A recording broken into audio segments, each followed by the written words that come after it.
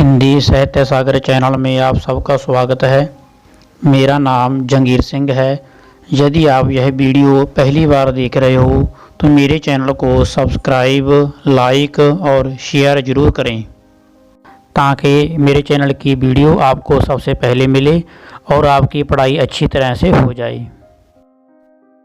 आज हम करने वाले हैं रसखान कवि के द्वारा रचित पद दोहे, उनकी व्याख्या। आज हम 5 दोहों की व्याख्या करेंगे। 5 दोहों की व्याख्या बाद में करेंगे।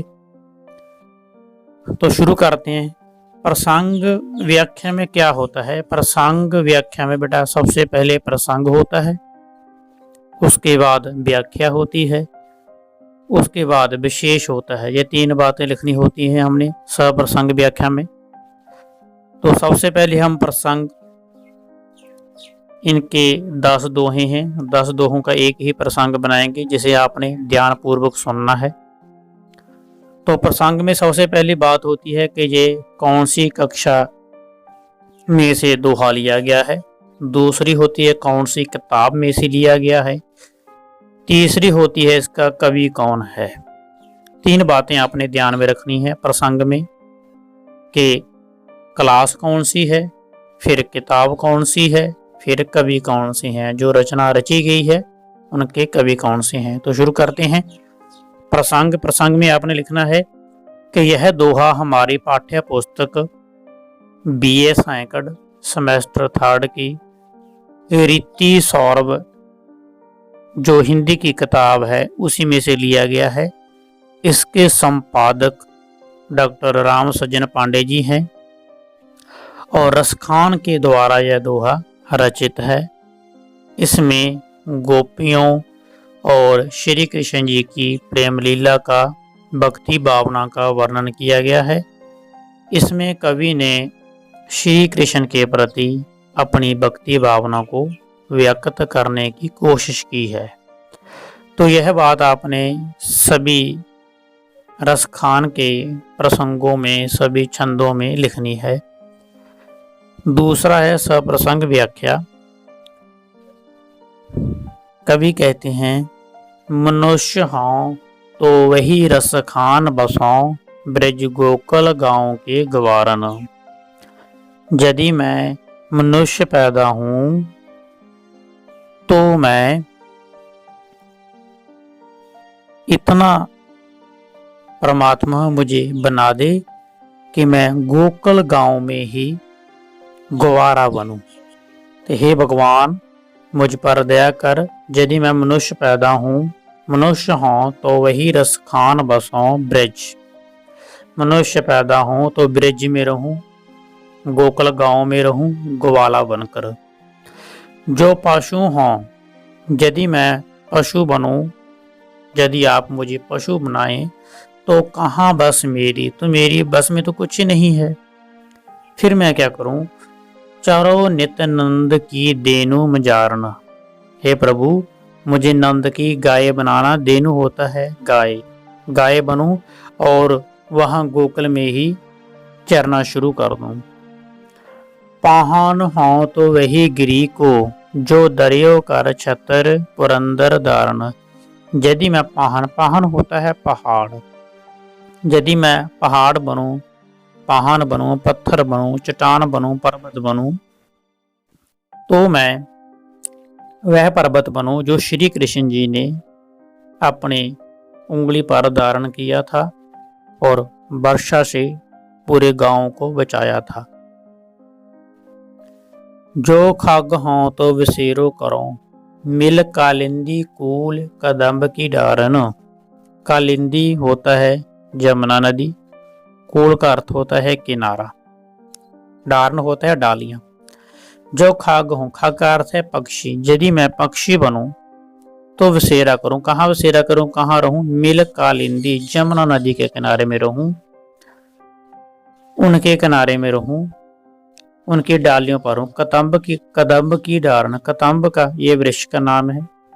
यदि मैं पक्षी बनूं तो कदम्ब वृक्ष के, यमुना नदी के किनारे जो खड़े हुए हैं वृक्ष, वहां पर रहूं, उन पर बसेरा करूं।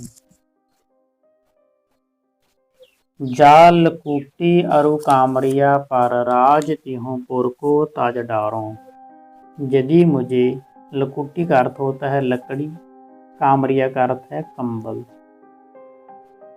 यदि मुझे एक लाठी और कंबल मिल जाए, पार राज तिहु, तीनों, तिहु का अर्थ है तीनों राज, तिहु पुर को ताज डारों, तो मैं तीनों लोगों का राज, जैसे कि मातलोक, पाताल लोक, है ना, तो इस प्रकार मैं तीनों लोगों का राज छोड़ दूं यदि मुझे श्री कृष्ण जी वाली लाठी और उनका कंबल मिल जाए। आठों सिद्धि नवो निधि को सुख नंद की गाये चराए विसारों। आठ निसिद्धि होती है, वो भी मैं छोड़ दूं। नवनिधि, 9 निधियां होती हैं, वो भी मैं उसके भी सुख को छोड़ दूं। कैसे, कब? नंद की गाय चराए विसारों, यदि मुझे नंद बाबा की गाय चराने का मौका मिले तो मैं 8 सिद्धि और 9 निधि दोनों छोड़ दूं। रस खान कबों इन आखन सो, ब्रज के बन बाग तड़ाग निहारों।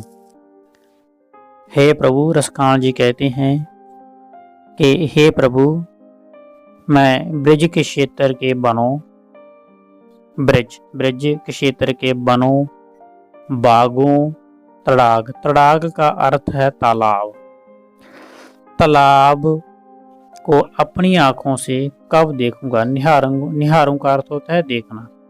रसखान कबों, कब देखूंगा। रसखान जी कहते हैं कि मैं कब देखूंगा अपनी आंखों से। आखिन का अर्थ आंखों से क्या, ब्रिज के बन, बाग और तड़ाग का अर्थ है तालाब। कब देखूंगा, कब निहारूंगा, कब मुझे मौका मिलेगा। कोटि कराओ कलदौत के दाम, करील के कुंजन ऊपर वारों। कोटिक का अर्थ है करोड़ा। कोटिक कराओ कलदौत का अर्थ है सोना चांदी या महल माड़ी, कि मैं करोड़ा ही महल माड़ी, दाम का अर्थ है महल, कलदौत सोना चांदी के महल, करील के कुंजन ऊपर बारों।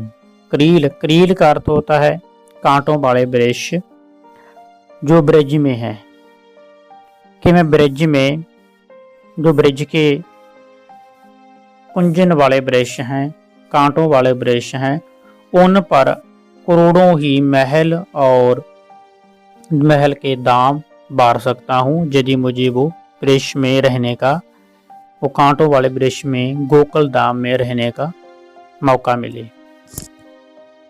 आगे है मोर पखा सिर ऊपर राख्यों, गुंज की माल गरे पहनूंगी। इसमें गोपियां अपने विरह का वर्णन करती हैं। वह कह रही हैं कि मोर पखा सिर ऊपर राख्यों, गुंज की माल गरे पहनूंगी।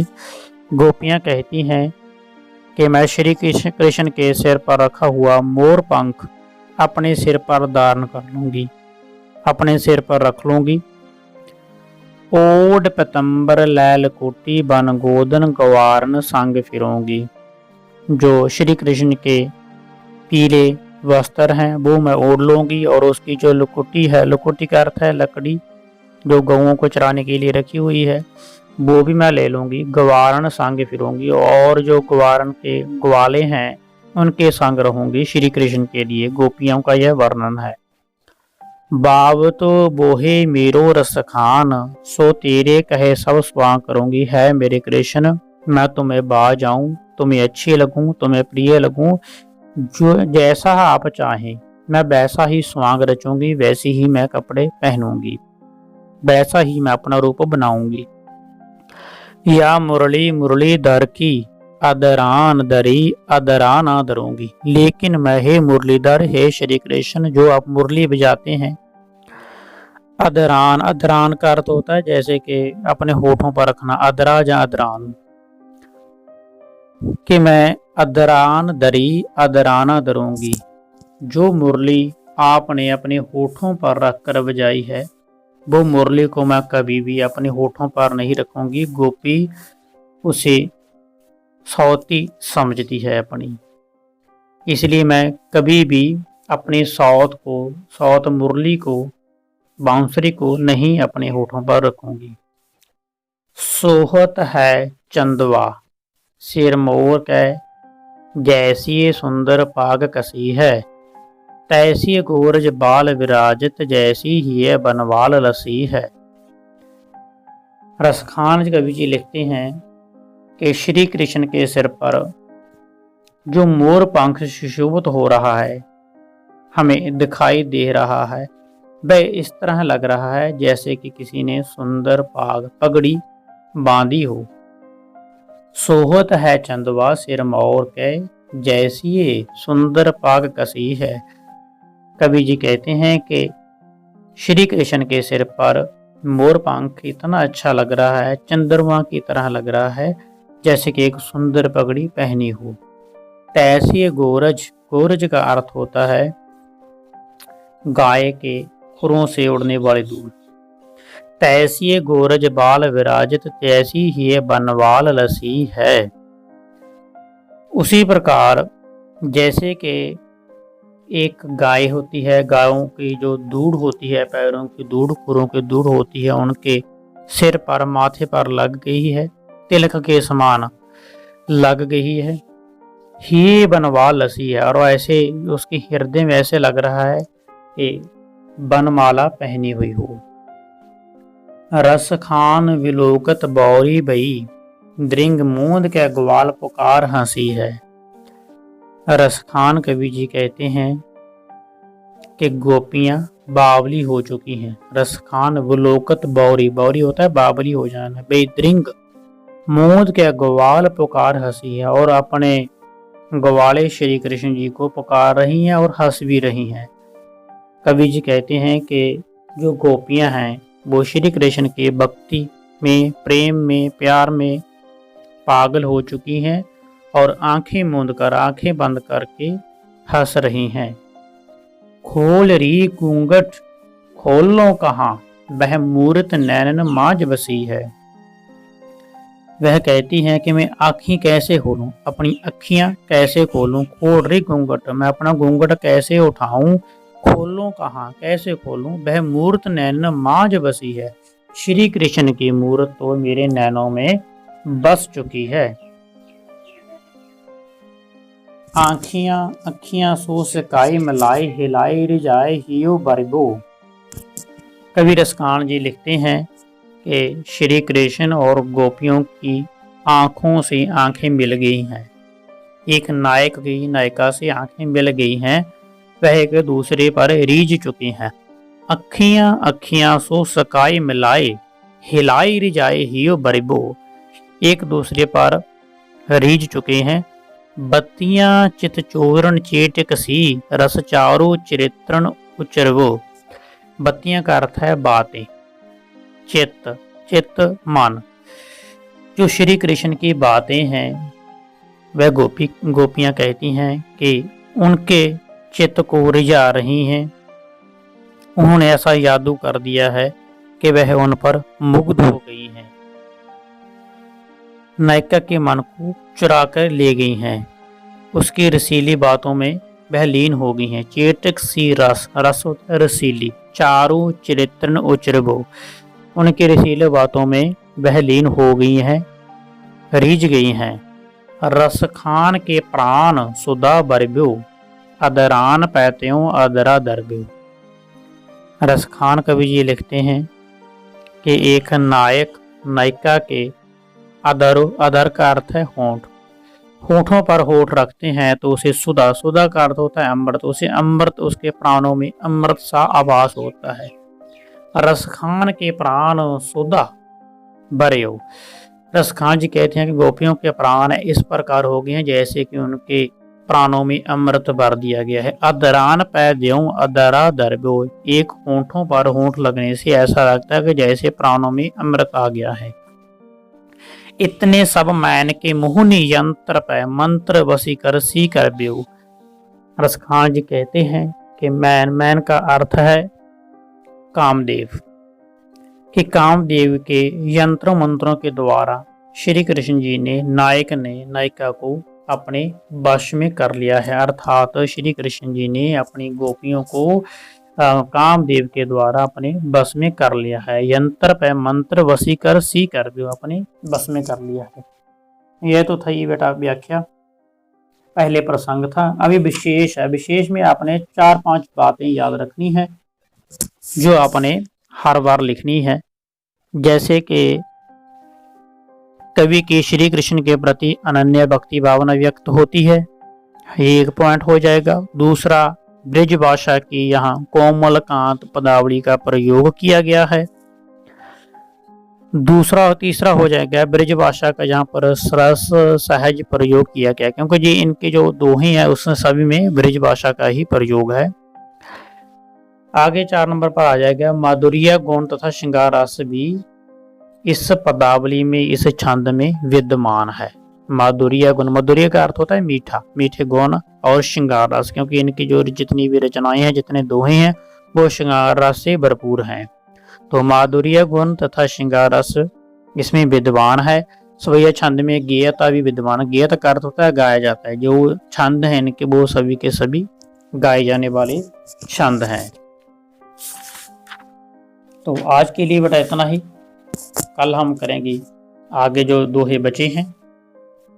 तब तक के लिए धन्यवाद, आपका आभार।